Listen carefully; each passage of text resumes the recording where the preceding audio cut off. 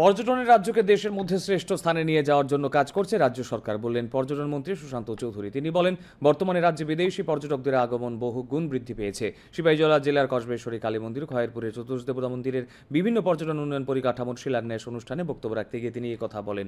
কসবেশ্বরী কালী মন্দির প্রাঙ্গণে হয় এই মূল অনুষ্ঠান।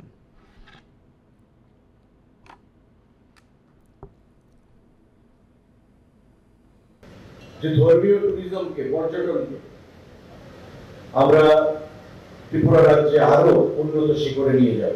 শুধু ধর্মীয় ট্যুরিজম নয়, ত্রিপুরা রাজ্যের পর্যটন মানচিত্রে রাজ্যকে আমরা ভারতবর্ষের শ্রেষ্ঠ রাজ্যদের মধ্যে আমরা পরিণত করব।